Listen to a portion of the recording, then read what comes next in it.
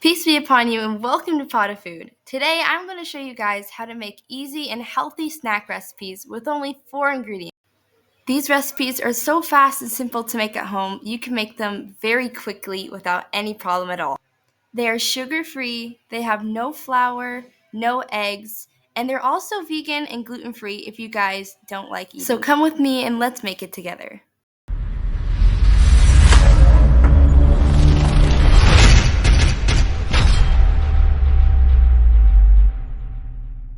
Okay, to start, we're going to go ahead and pit some dates. And fun fact, dates are one of my favorite healthy ingredients. They're actually more like nature's candy.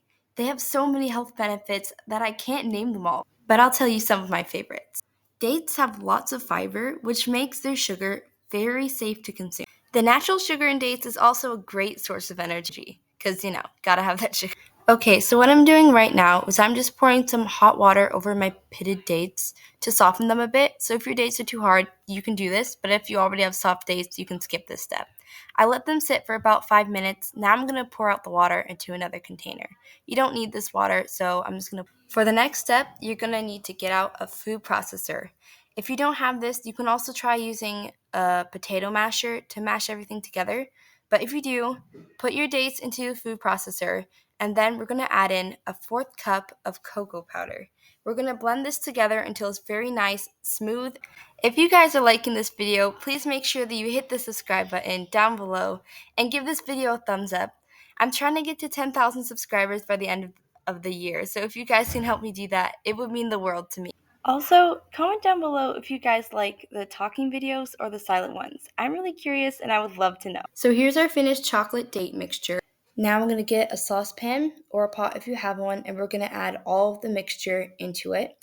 And if you have a non-stick pan, that would probably be better, but I don't. So I'm just going to add in about 3 teaspoons of oil to the pan just to make sure it doesn't stick too much while I'm cooking it. Now we're going to mix it like this over medium heat for about 10-15 minutes until it's a lot more thick, shiny, and glossy looking. It might be a little bit stiff and kind of hard to stir, but that's fine. That is exactly what we want. It's a bit hot right now, so I'm going to set it aside to cool. And while it's cooling down, I'm going to get a nice large piece of tin foil and oil it really well. This is where things start to get very interesting. We're going to take our date paste that kind of has like a candy-like consistency now, and we're going to take another piece of tin foil, the same size as the one underneath. I oiled it and greased it. And now I'm just going to try roll out the date paste into a nice big rectangle. The goal is to get it nice and flat, but we're going to make it about a 1/4 inch thick. So as you can see here, the date paste is still a bit hot, so it's sticking a little bit to the tin foil. So I recommend that you wait until it's cooled down a bit more than I did if you have more patience than I do. Here I have about 1 cup of peanut butter. I made this myself. And if you guys would like to see how to make that, I'll put the video for that in the description box so you can make your own. I do recommend, though, if your peanut butter is a bit runny, you should put it in the freezer before doing this so that it can firm up a bit and so that it's much easier. I spread an even layer of peanut butter across the top, and something that you want to make sure that you don't do is don't overload it with peanut butter. It could be tempting, but it will make it a lot harder to roll it and a lot harder to get that shape that you... Okay, so once you've tightly rolled it, you can put it into the freezer for a few hours, I'd say about 3 or 4. Once it's nice and firm, it's ready. You can cut it up into nice little slices, and it tastes really amazing, guys.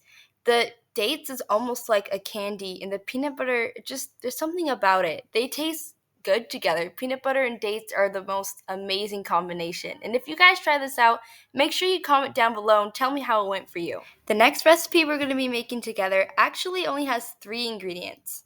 I'm making it the same way I made the first recipe. I'm doing the same base where we use 2 cups of dates, put it into a food processor with 1/4 cup of cocoa powder. After you've done that, then just cook it the same way that we did in the previous recipe.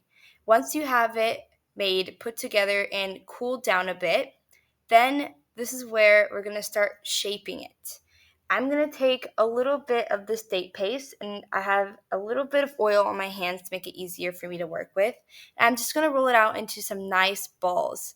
These are really nice, cute, and delicious date chocolate truffles. And if you guys like it, you can also roll it in some cocoa powder. It gives it a nice taste to the very sweet chocolate, and when you add a little bit of the cocoa, so good. So if you guys are not peanut butter fans, I definitely recommend trying this one out. It's chocolatey, fudgy, rich, and it's perfect for everyone who craves chocolate. But if you guys are not big fans of chocolate, I have another recipe for you guys that you might like a whole lot better. So go ahead and start by getting your favorite kinds of nuts. I really like almonds, so I'm using almonds for this recipe. And you can just mix a whole bunch of nuts that you really like together, maybe pistachios, peanuts, whatever you like. It's up to you. So we're just going to chop them up just a little. This will make it a lot easier for us to work with later.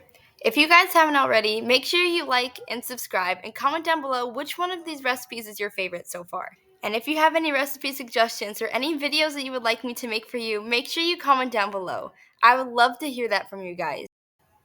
Once you've chopped up all your nuts, we're going to set that aside real quick and get out a saucepan. And I'm just going to add in about 3 teaspoons of oil. And to that, then you can add in all of your nuts that you've chosen. And we're just going to cook that on medium heat for about 10 minutes or until they start to give off a really nice smell. I'm using half a cup of almonds today. And to that, I'm also going to add 1 cup of halved peanuts.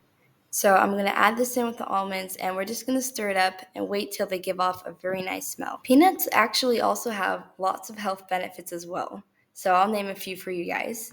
Peanuts are a great source of protein, which helps with muscle repair and recovery. They also have magnesium and much more vitamins and nutrients. They're also a great energy booster, and they may also help with heart health. Okay, that's enough health talk. The peanuts are done, so now we need to get back to the next step. Now it's time to get out your beautiful precious dates, and you guessed it. We're going to be pitting them again, just like how we've done in the previous 2 recipes. We're going to pit a bunch of them, just 1.5 cups. Once you're done pitting your dates, it's time to get out the food processor. Just like before, we're going to add all of our dates into the food processor, but for this recipe, we're not using chocolate. We're going to blend all of our dates until they're not super chunky, but they're still not going to be very smooth, but just until they're well combined and easier to work. So here's how it looks like now that it's done. I didn't do the water soaking that I did in the first recipe, so it's a lot thicker, and this is how we want it. Now in the same pan that we cooked the nuts in, I'm going to add 3 more teaspoons of oil. You can also use coconut oil if you like, and we're going to add our date paste into it. Now we're just going to cook it up for about 10 to 15 minutes, smashing it down and trying to make sure it cooks evenly. And we're going to keep cooking it until it turns nice and glossy and a little bit shiny, just like how we did it in the first couple of recipes.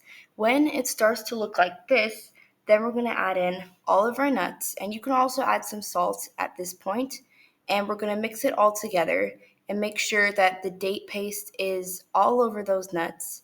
And if you have any seasonings that you like to add, this is optional, but you can add it in right now. Okay, now it's time for the fun part. I set aside the date peanut mixture so that it can cool. And once it's done cooling, now I'm adding it onto the tinfoil. You don't have to oil it this time because the nuts and the thick date paste doesn't really stick to the tinfoil. Now we're just going to shape it into a nice log and roll it up. So now that we have our nice log, I want to do a little bit of decorating just to make this dessert a little bit more fancy. If you guys aren't a big fan of coconut, you don't have to do this, but if you are, I'm going to take just a little bit, about half a cup of shredded coconut.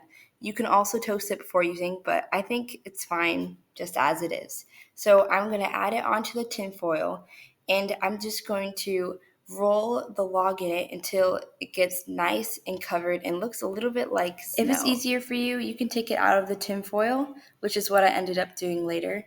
And we're just going to roll it all completely in the coconut and make sure every inch of it is covered with it.